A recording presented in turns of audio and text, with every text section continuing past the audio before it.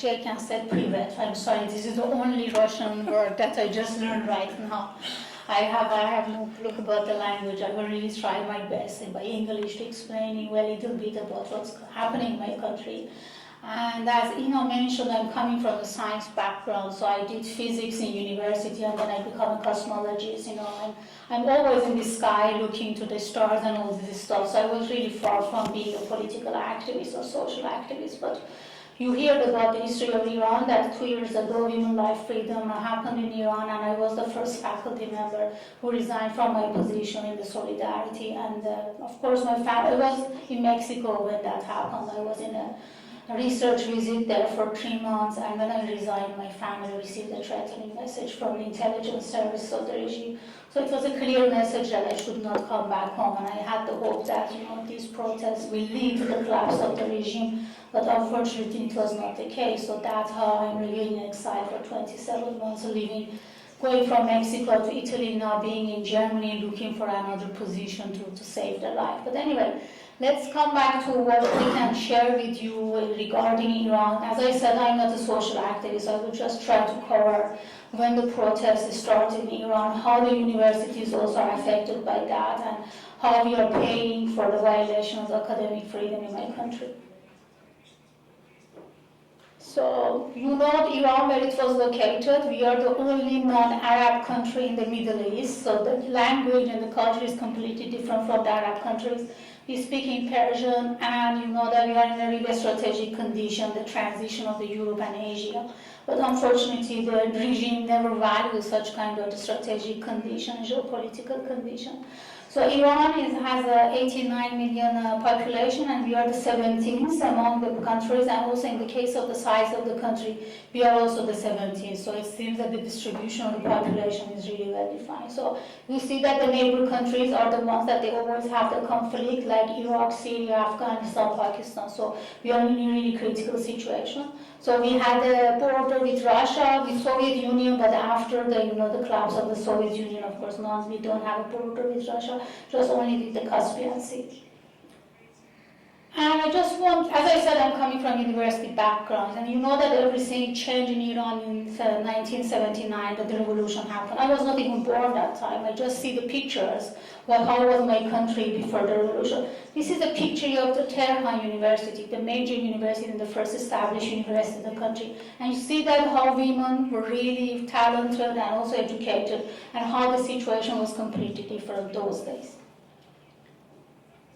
But the revolution happened in 1979, and it was a religious revolution, which is completely different than any kind of the revolution, because by the name of God, they can punish you more severely, because any activity that you can do will be against religion and against God. So that's why you cannot really speak up.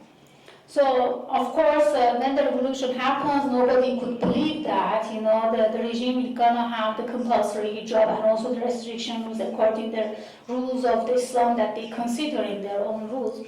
Because you see other Islamic countries that hijab is not compulsory, but females really try to be against all that. So this picture, which is really a famous one, showing a lady, discussing somehow with one of the clerics. You see by the dress code that he's one of the clerics.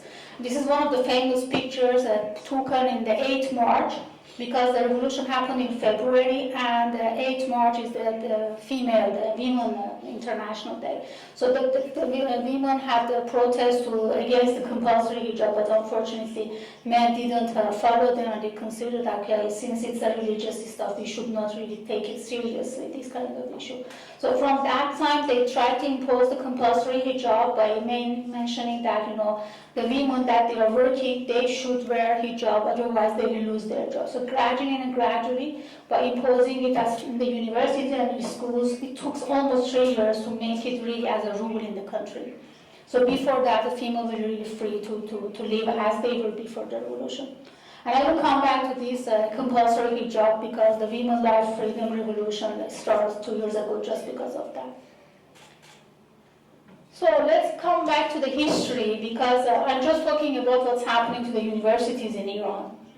In April 1980, almost 1 year after the revolution, the leader mentioned that we will Islamize the universities, so we should impose the rules of Islam even in the university. So let's say the professors or faculty members, they are against our own rules, they should be kicked out.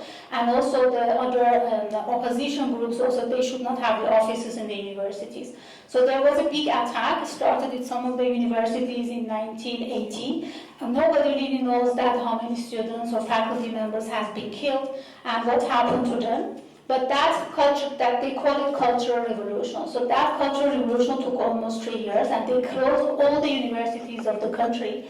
And I can tell you that half of the faculty members of the Iran forced to leave the country or go to the retirement. So they could not continue their job because they were not. And then some of the courses will completely erase from the courses. For example, art courses, music, dancing, and the ones that they were really against of that, and even the ones that they were related to the religion and the social sciences, as really restricted after that time. Of course, replacing the people with that people were really different. So from that time, they made the Council of the Cultural Revolution, and most of the time, the president of the Council of the Cultural Revolution, which still exists after 45 years, is one of these clerics. And this guy here who got the position in January 2023 is one of the really extreme ones, because he even saying that, okay, going cinema is somehow sin. So he never go to cinema. Imagine that, how extreme is this guy. And he's ruling all the cultural issues in Iran, in the universities and all this stuff. So how you should hire the faculty members, how they should be evaluated, and how go to the higher levels and all this stuff. Coming back to the major protests that happened in Iran that you heard about that, the famous one happened in 1999. I will tell you more about them. And the other one was 10 years later in 2009. And the other one in 2017, 2019, and 2022. And you see that the time limit of the protests, approaching really closely because economic conditions, sanctions that imposed on Iran because of the nuclear deal, make the economic really in harsh conditions. So many people, even not the intelligence one, they really becoming against of the regime. So let's see what happened in 1999. This is the famous picture of the Tehran University. This is the gate of the Tehran University, which is actually one of the monies of the Iran that we use. So it's a really famous one. So you see that what's happening there. So then there are really harsh attacks in the case of the universities. So in Iran, there is a rule that the armies and plainclothes, they have no right to go to the universities, but unfortunately it's not the case, so they do it. And this picture of Ahmad Batebi, he was a student those days, and the T-shirt that you see is a blood in front of his classmates. And this guy, the picture just goes to in the cover page of The Economist. And it was a really harsh punishment for him because he was sentenced to death just because of this picture. That he was not aware that the journalist is taking this picture, it's going to be on the cover of The Economist. So first he's sentenced to death, and after that they changed it for the 18 years. Slower. Sure. I'm sorry. And then they changed it for 18 years imprisonment, and he couldn't even come out of the prison. After 9 years, they gave him a few days to go and visit the family, and he left the country and escaped the country illegally, and now he's living in the US. And imagine how it could be a big punishment for you, even those days without social media, just because of a picture that you can't even be sentenced to death. And what happened in that protest, there was an attack in the Tehran University, and especially in the dormitory. I don't want to show you the pictures here, but it was really, really terrible attack in the dormitories of the university. And the belongings of the students have been damaged. We don't know the exact number of the students have been killed. The statistics from the human rights organization says that 7 students have been killed. The government never accepted that. 300 have been arrested. One of the famous ones is Saeed Zainali. He was born in 22nd September 1976. He has been arrested on 10 July, a few days after the protest, in his home, the home of his parents. And since then, he's disappeared.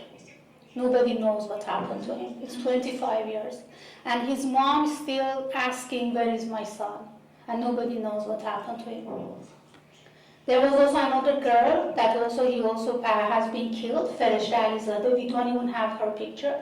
And unfortunately, her mother passed away a few months after her death. That's why nobody really following, her case anymore.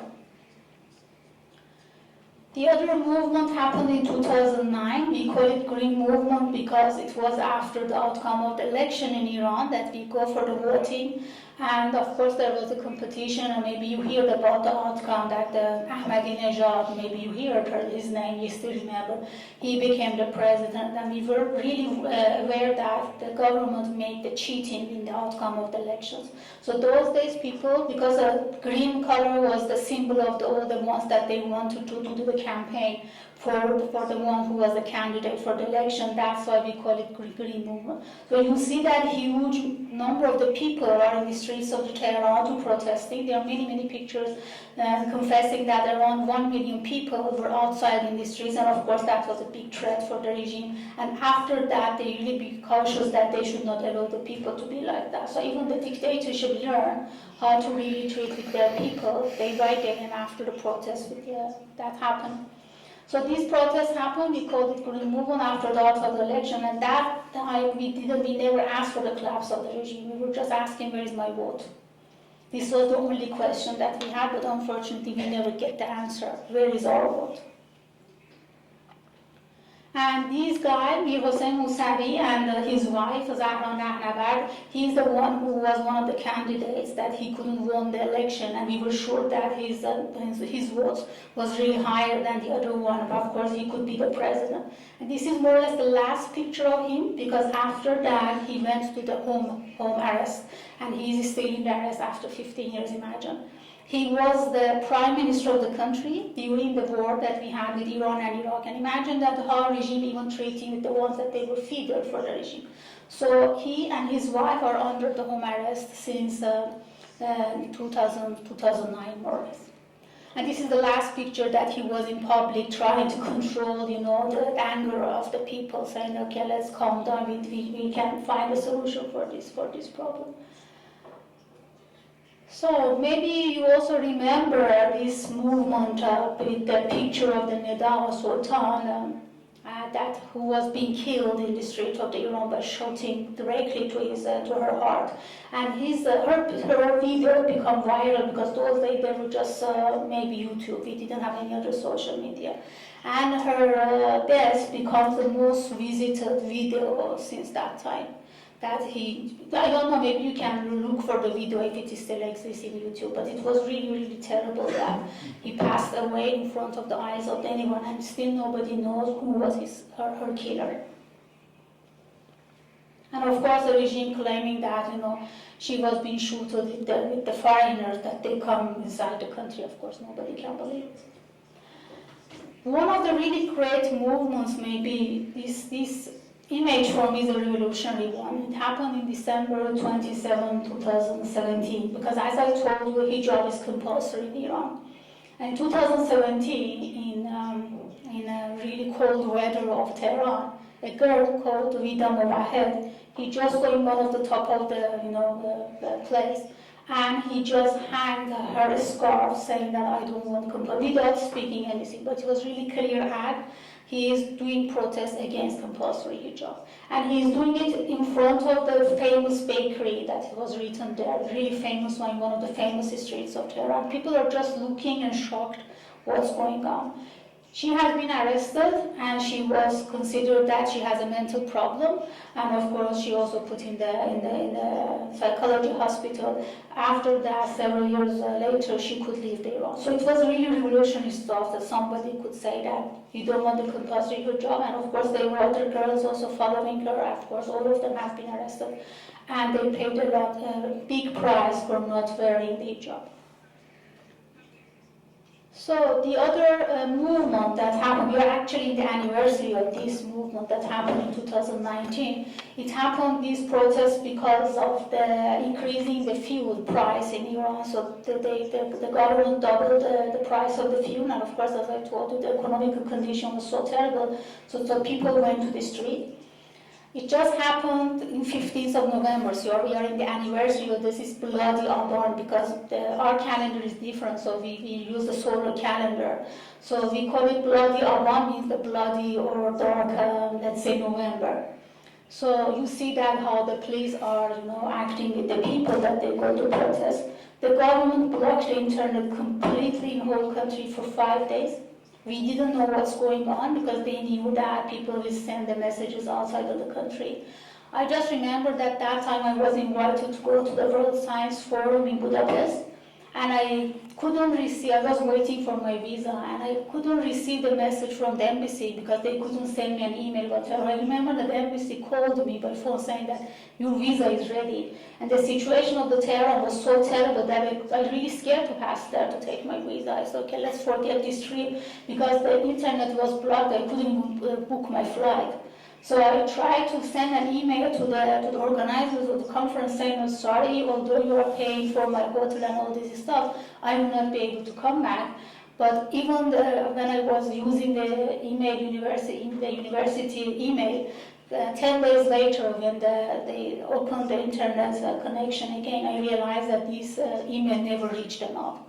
So I sent them again saying that, okay, sorry, we were living in a world that we didn't have access to anything. So imagine that how they try to really avoid the whole world to be aware of what's going on in the country. And of course, from that time, the internet connection in Iran is really terrible. Of course, since 2009, when the protests happened in Iran, we don't have access to the social media. YouTube has been blocked because of the video of Neda Sultan, as I told you, they put it in social media. And all other social medias are blocked in Iran, Facebook, Twitter, all of them are blocked in Iran, so you need to use VPN. And in these protests, then the human rights organization, they clarified that more than 1,500 people has been killed. We just know the name of around 400 of them that even the regime accepted that they have been killed. But the rest we don't know because they are threatening the family, so we don't really know how many has been killed in just 5 days because of the price of the fuel. That that Iran is the first country with the resources of the oil and gas together in the world. And how imagine how it could be the situation of the country that they kill people just because of the fuel price. So we call it bloody Aban. And you hear that after that there was also attack between Iran and US regarding Iraq, and Iran also collapsed one of the crashed the flight, Ukrainian flight PS 572, that 176 people has been killed in that attack. So this is one of the really harsh stories. So what happened later was in 2020. That they arrested the girl, Mahsa Amini. This is his picture a few, let's say, minutes before her arrest inside the metro of Tehran. So they arrested her after coming out outside the metro. So you see that the dress code is really, really normal. It's not really something really strange. She had been arrested in Jan. She's not also from Tehran. She was from another city. They were just coming to Tehran in, let's say, the end of the summer to visit some families in Tehran. She had been arrested on 14th of September, and because she was beaten in the morality praise that they do the compulsory hijab rules, and after being in coma for 3 days, she passed away on 16th September. And the protest started in front of the hospital that she was there, with some journalists that they report about what happened in that occasion. And these journalists, two of them, that they are females, they sentenced for 7 years jail. They already spent 1.5 years in the prison. They get released a few months ago, but there is an order for them that they should go to the prison for 7 years. So the protest started immediately after that in the universities, because although the universities open on the first day of autumn, which is 23rd of September, but there were also students in the university that started a protest, and of course the protest also spread in the whole country. And in 2nd October, the government realized that the protest is really becoming harsh inside of the universities, and as I told you that it's not possible the army go to the inside of the university, but unfortunately there was a really harsh attack in Sharif University, which is like Harvard University in Iran, that is the university of the elites. They attacked that university, several students have been injured and also arrested. and also Tabriz University. I'm mentioning Tabriz University because I was born in Tabriz, and also I did my master and bachelor in that university, which is one of the biggest universities of the country. We call it the bloody day of the higher education in Iran. And in 20 October, the Minister of the Higher Education mentioned that from now on the military will gonna have office inside of the universities. Imagine that how it would be. In 7th of December, which is the Student Day in Iran, it's really crazy. They call the Students' Day in Iran because in the previous regime, in one of the protests, 3 students have been killed. So that's why they put the day of their death as a Student Day. Imagine that in that day, the students, they go to protest again. Let's say, imagine a few months even after September, and also there were also harsh attacks in the universities, and some students have been injured. And the last protest that happened in the university was in 8 January 2023, which was the anniversary of the Ukrainian flight that I mentioned. And after that, the universities are more or less calm. That's why I will tell you why it's the case. When we realize that there are really harsh attacks are happening inside of the University of Iran, with some colleagues in diaspora, we decided we make the international community of Iranian academics, and that's why I really become a social activist. So just a month after the protest, we made this organization, which is the first organization of the Iranian academics in diaspora, and our focus was on collecting data about the attacks in the universities, the name of the students have been arrested, detained, how long they were under arrest, what was the punishment later on, and we are giving these reports to the organizations that they are supporting at-risk scholars. We even send a report to the UN that they were asking for the attacks in the higher education system. So we do our best to really be the voice of this violation of the academic freedom in Iran. Regarding Iran, we have almost 2,300,000 students, so the number of the students is really high. And we have more or less 86,000 faculty members. That's 60% of them are working in public universities and 40% in private ones. Our statistics shows that during all these protests, more than 700 students have been arrested, and protests happen in 144 universities. We don't know the number of the attacks because we cannot really measure it how it could be. 21 students have been killed out of 529. That's the number of the killed people during the Vilnius Life Freedom Revolution. And of course, the regime never accepted that, and also the higher education never accepted the students have been killed. Among the arrested students, 95 of them have been put in a really big trials. There are just some exceptions of these students. For example, these 20-year-old students have been killed inside of the dormitory. Nobody really knows what happened. The regime said that he has suicided, but no one can believe what they are saying. Of course, during the revolution, the regime also shoots with the eyes of the people. Maybe you heard about that, so people lose their vision. 2 of them were students that you see their pictures here. And among the killed students, for example, the first one that happened in Hamadan University was Negin Abdullahi. The regime supposed that he was poisoned with the cans that was eaten. It was really her classmates mentioning that he was beaten outside the university, and then she come back to the dormitory. She was not feeling well, and then she just passed away after that. And the other students that you see, and of course you see that it happens in many cities and universities as well. So it was not just Tehran. The other one was Aylar Hakri. She's from my hometown. She was a medicine student, and the police followed her, and she went to a building that was under construction, and because she was really fierce, she jumped up from that building and she passed away. The issue of the Dunya Farhadi is really terrible because she was arrested in the student day that I mentioned. It was 8 December, and she was disappeared. A few days later, they find her body in the river that was passing from the city that she was studying. So nobody really knows that what happened to her, and they find her body in the river because of the signal of her cell phone that just disappeared in that region. And the other student, who was not even the student in Iran, he was just passing to Iran to visit the family. He was a student in the Bologna University in Italy. He just got to the protest and he's just been killed.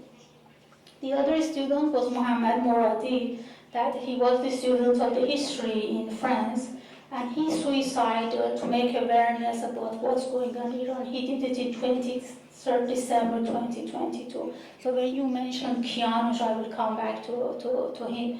He was the first one who suicided to make awareness in the whole world that what's happening in Iran. So this is the statistics of the universities that we made it in the international community of Iranian academics, saying that how many students have been arrested in different universities and how many days they were in the prison. Regarding what's the punishment for the detained students, of course they put many of them in the solitary confinement, most of them detained for being in the prison without judgment for 4 months.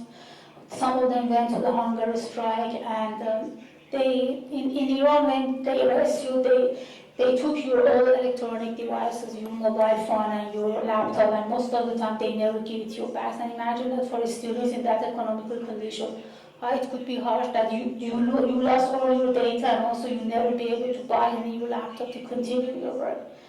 And some of the universities hospitalized in the psychology's hospitals, that I will come back to that one as well. What's happened in Iran? In Iran, we have two bodies that they made the rules, which is the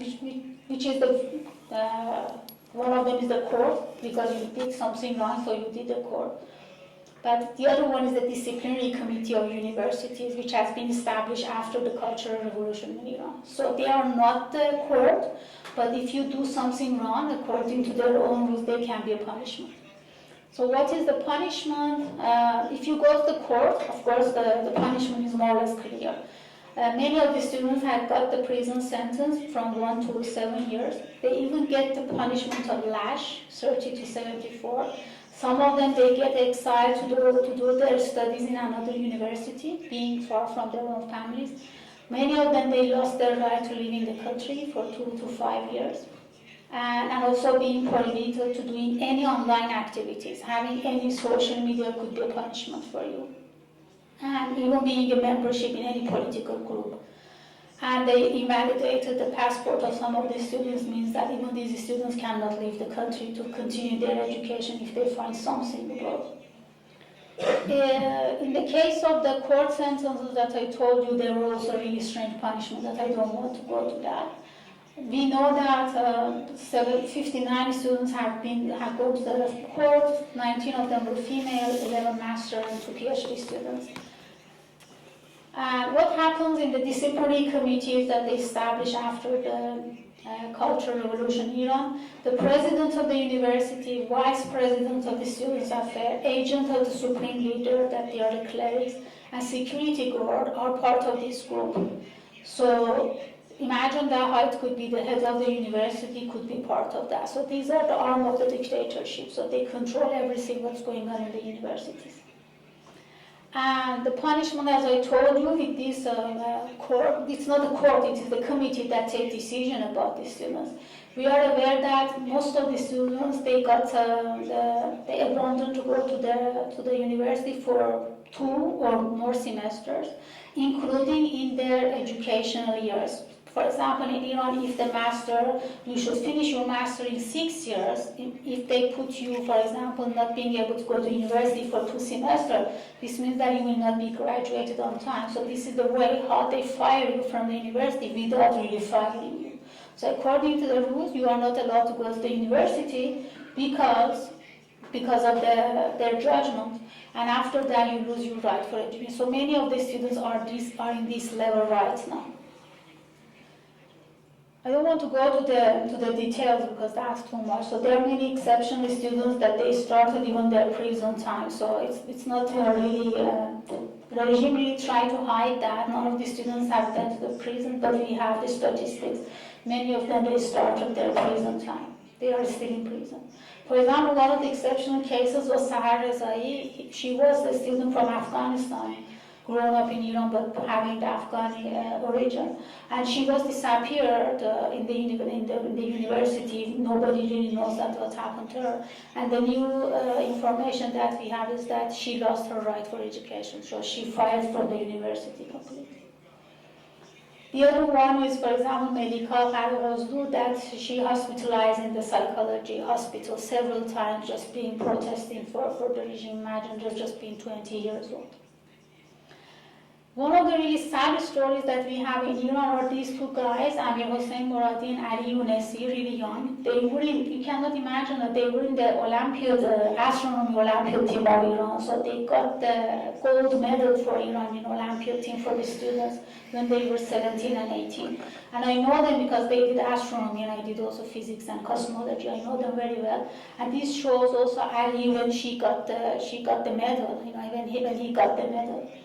1 year after getting this medal and studying physics in one of the in Sharif University, which is the topest university in Iran, regime claimed that they are collaborating with the opposition groups of Iran, that they are terrorist groups, and they arrested them and they put the sentence of the 16 years for that. Nobody really knows why that happened. Even some Nobel laureates tried to support them, but unfortunately the regime never listened to them. Really crazy ideas also happen. Let me just mention one slide about the situation of the women in Iran. Before marriage, you are more or less free to do whatever you want to do. But after the marriage, the permit of education, permit of work, permit of travel, permit of divorce, permit of having your children after divorce, permit of even having passport, and permit of even doing surgery if you injure is in the hand of your husband. So your husband can abandon you, not continue with education, not to work, even not to leave home, not even have a passport to leave country. So imagine how harsh are the situation in that system. And this is the revolutionary picture, and I promised myself if I come back one day Iran, I will print that picture and I will put on the wall of my home, because a girl called Authoritarian Regimes, she wanted to go to the university, and of course there are compulsory hijab, people controlling your dress code in all the universities. And she was refusing to wear hijab, and of course these people, they are not police, they are plain clothes. They wanted to attack her, and in protest, she removed her clothes. It just happened a few days ago in Iran. Nobody really knows what happened to her. She has been arrested, and then they're saying that she's in the psychology hospital. So this was a really revolutionary issue. Imagine that since 2017, that we just removed our scarf. That was really revolutionary. You can see a girl with underwear in the streets of Iran. This is unimaginable for me. And what actions that we can do it, of course, putting sanctions on the ministers of the higher education and ministers of the health and medical education. They are the previous ministers that when the women life freedom revolution happened. And of course, how we can do it, cancel all the scientific agreement with the ministries, if you can. And banning all the presidents of the university, because as I told you, they are in the committees that they are doing judgment regarding the students. Kick out the regime representatives from the university, because we know that there are plenty of them doing research in foreign universities freely, and nobody, it's really quite strange how even they can get visas to enter to these universities, but we are sure that they are spying. The regime uses them as a spy in the other universities. And if you can, a statement to support Iranian scholars, don't consider it as a completely internal issue. These statements can be, condemning the regime can be really helpful. And consider scholarship for at-risk students, because they are scholars for, there are scholarships for the scholars, the ones that they have PhD, but unfortunately almost no one for the supporting students. And if you can, please waive the admission fees for the students, because because of the economical condition of Iran and the no bank account in Iran because of the sanctions, it's really difficult for students to pay for the admission fee. And the main problem is the visa process. I can even say that I'm in an exile living. I got a position in Canada. I'm waiting for my visa for more than 6 months. And I'm just wondering that what's going to happen if I don't receive it, where I should go. And let's finish with Kianush Sanjari. I am more or less the same age with Kianush. And he just suicided 2 days ago. His funeral was today, and the regime didn't even allow the people to go to the funeral ceremony. They did it late, early in the morning, before all the other people be able to do that. And he was the activist since he was 17. Imagine that, sacrificing all his life for the freedom of the country. One of the quotes he mentioned was that life owe me a country that I don't think about my country, just to the life. But unfortunately, he sacrificed his life for the country. Thank you.